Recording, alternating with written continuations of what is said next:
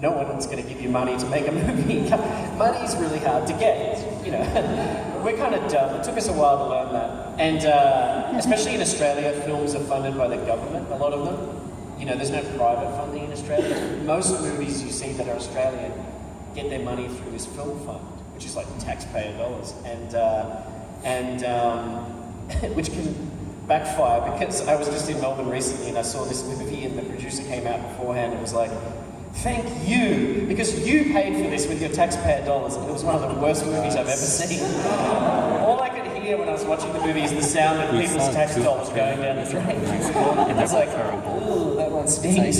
If someone said to me like, thank you, you paid for this with your tax dollars, and then showed the Terminator, I'd be like, best tax I ever spent. I'd be like, I'll pay more for the sequel.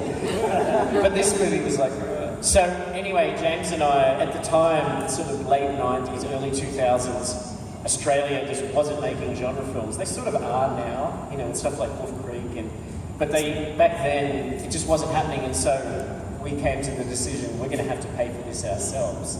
And that's how the whole, you know, scenario of let's shoot in one room came up. And so then the problem is, what story can take place in one room? And it took us months. We were like, every bad idea that fits in one room, we came up with. Like, the one I remember is being like, it's 3 people in an elevator, and one of them's a murderer. And then they made that movie. Stuck in an elevator. It's like big 5 people in an elevator or something. But every bad idea. And one of the ideas we came up with was a guy who goes to sleep and astral projects. And we were like, what if, you know, we love the idea of, we couldn't understand how no one had used astral projection in a horror film before. Because it's like, people think of astral projection as this like new agey thing, like leave your body and talk to the whales. We were like, no, leave your body and murder people, or, you know, or your body gets lost. And so, we didn't go with that one. Thankfully, we were like, you know, and we went with Saw. But we never really forgot that idea, so short story long. 8 years later, when Blumhouse came to us, and we'd been through the studio mill, they came a couple of times, and we hated making films for the studio. You know, we had a film that went really badly that we made with Universal. And so we went running back to the independent world, and Jason Blum was like, buddy, that's a pretty good Jason Blum. You guys may not know him, but I know him just now. He's like, buddy, you can make anything you want. You know, we'll give you've got a low budget, but with the low budget comes creative freedom. And we were like, let's dig up that astral projection idea. So that's really how it started. And then more specifically to your question, we were just like, okay, and we just really wanted to make something super, super scary. And so, again, we always come back to like Dario Argento, Poltergeist, The Changeling, The Shining, anything that's even like David Lynch. He's a big influence on us when it comes to horror, because he doesn't strictly make horror films, but David Lynch's films are so scary. I feel like if he ever just decided to make a sort of commercial horror movie, it would be the scariest thing ever. I wish he would do that. You know, I guess Twin Peaks is that's pretty mainstream and commercial, and that was scary as hell. So he's a big influence. So it's all in there, you know. So interesting. A lot of your influences are influences of some of the biggest interactive haunters now. And I talk to people that run some of these incredible attractions. David Lynch's name always is brought up. Oh, really? He's able to create something that feels scary. You don't know why. You don't know what it is. You're going down the dark hallway and you really don't know what's going to happen. He can make it scary even if it's not a dark hallway. It could be 2 people talking at like a Denny's in the daytime. Like, it's like, how do you make that scary? He can. Oh, There's some sort of mystery alchemy going on there that he does. You're exactly right. Mulholland Drive, they're having that conversation in the cafe and they go outside and I jumped out of my seat. That was like the craziest thing. But what's interesting is like, you're taking all these influences and then it's funny to see Universal run with your influences with your movies to make these haunted houses. Yeah. What's it like for you to go to Halloween Horror Nights and walk through one of your own creations? It's pretty awesome, although the first time I ever went to the Saw attraction, which I think was 2009 or 2010, they did Saw at Universal, and I was so excited, and I turned up there with a bunch of my friends, and I had a lot of I just happened to have some Australians in town who would have zero experience with these haunted houses. So Angus, who plays Tucker in the Insidious movies, he was with me, and I was like, I'm just gonna get him. And so we walk into the Saw thing, and I could see, like, we walk in and it was super trippy because the first room is the bathroom, and there's a guy pretending to be me, chained up, like screaming, and I'm looking at him, and I'm kind of, it's very surreal, as you said, but my biggest concern is scaring the shit out of Angus. So I'm like, sure. And then I look over and I see like a curtain and somebody's feet is there. I can see someone hiding it. So I know that there's a performer there who's going to burst out. And so, knowing that Angus is oblivious to this, I'm like, come over here. And I push him towards the curtain. And even, I didn't know the rules or anything. And I kind of I thought that you could walk through. And I grabbed the curtain. And whoever was behind it just ripped it back, like really like, piss off. And I was like, jeez. And then I'm walking and I get a tap on the shoulder and I turn around and there was this like kid. He looked 12. He looked like Michael Cera. It may have been Michael Cera. And he had a clipboard and he's like, excuse me, sir, this way. And I'm like, is this part of the haunt? And he's like, and I'm following him and he takes me and all of a sudden I'm in like an alleyway behind and there's like equipment. I'm like, he recognized me. Where do I sign?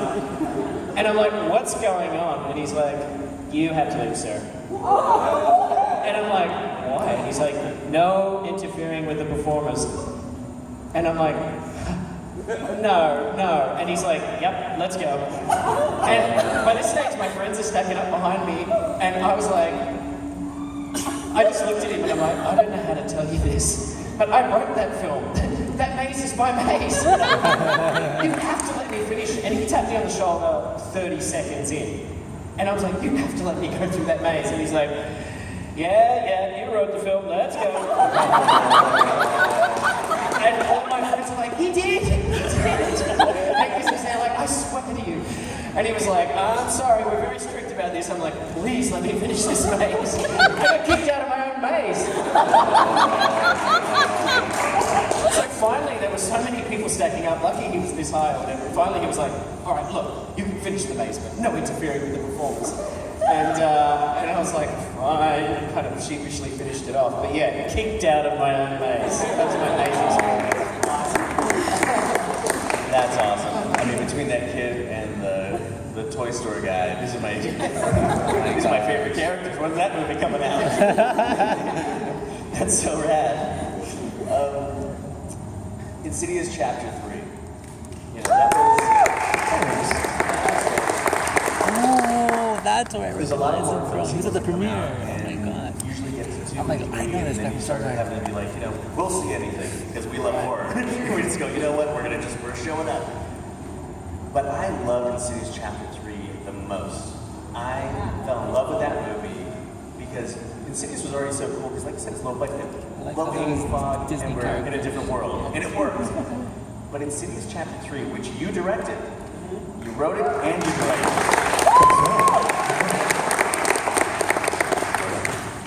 You created a villain in that, the man wearing the costume. Can you describe like what you were going for when you created that? Because that was such an original. To have such an original bad guy in a part 3, that was incredible. Oh, thanks for saying that. I mean, yeah, that was my first film as a director, so I was kind of super nervous and, been listening to war stories from James all these years. He has a tendency to only tell the war stories. He never walks in and is like, I had a great day directing today. Everything went great. So after years of talking to him, I thought directing was going to be like a baseball bat to the face every minute. I went in with armor on. I was like, come get me. And then like halfway through the shoot, I was like, this is fun. What was James talking about? I mean, it is stressful and you can get your ass kicked, but I really enjoyed it. But with the villain, I guess I wanted to go really simple like the first film. The second film was kind of complicated, so I was like, okay, I just want to be super simple storyline, something And so the young girl, played by Stephanie Scott, whose mother died of cancer, I was like, okay, I want the villain to be like, if cancer was a person. I was sitting down with Fraction, the effects guys, the makeup effects guys that make the monsters, and I was like, I remember saying to them, like, what would cancer look like if it was a human? If cancer could walk and had eyes? And of course they love that. You know, I always like giving people ideas rather than telling them what to do, try and inspire them. And so they went away and came back with a bunch of sketches, and we talked about, you know, lung cancer and the breathing mask. And I wanted something to be like the Jaws music of the movie. I always love horror movies where you know the villain's there without seeing them.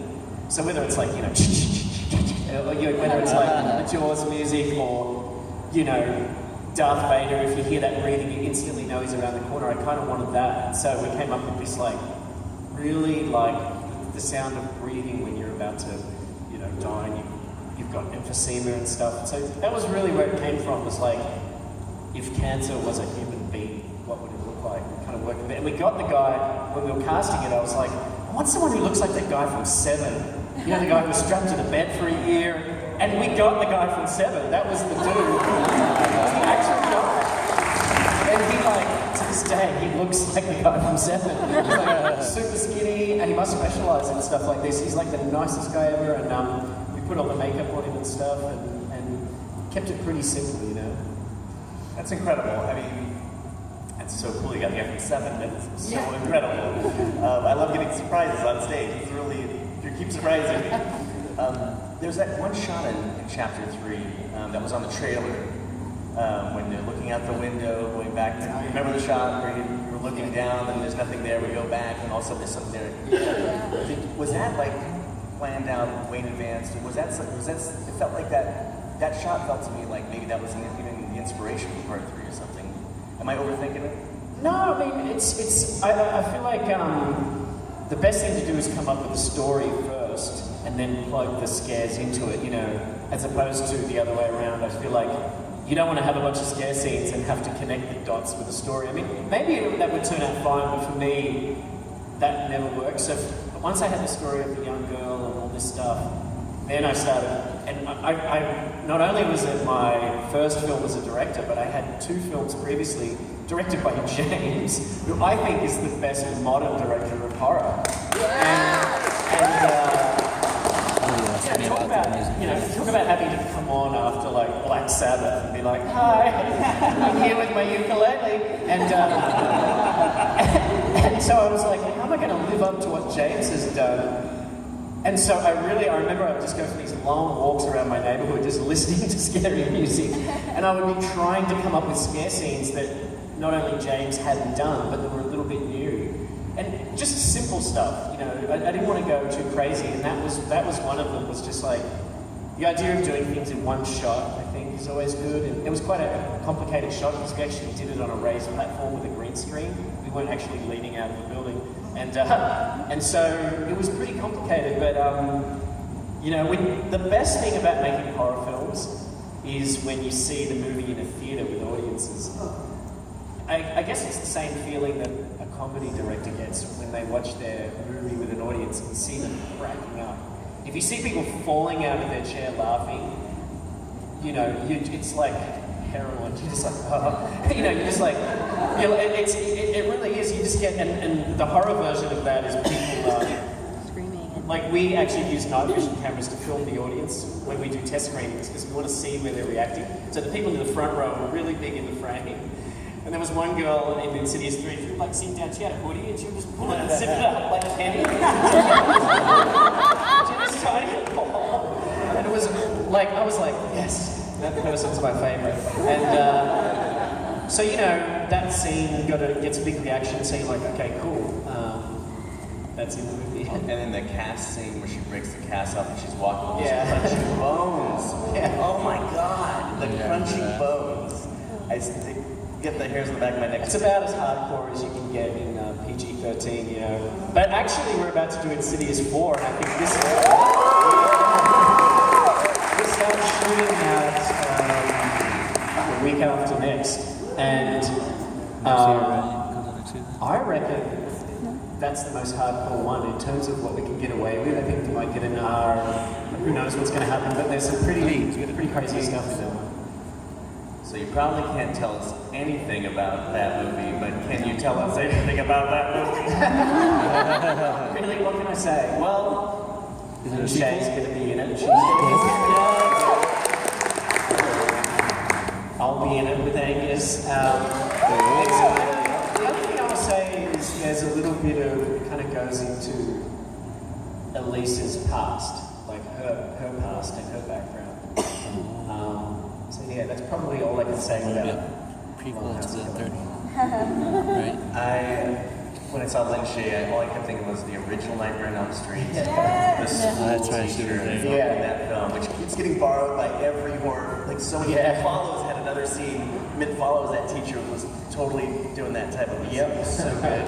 But I guess it came before that with Halloween. There's always a school teacher who's Yes. telling some creepy story, some parallel story. Yeah, there's certain like tropes like that you see turn up.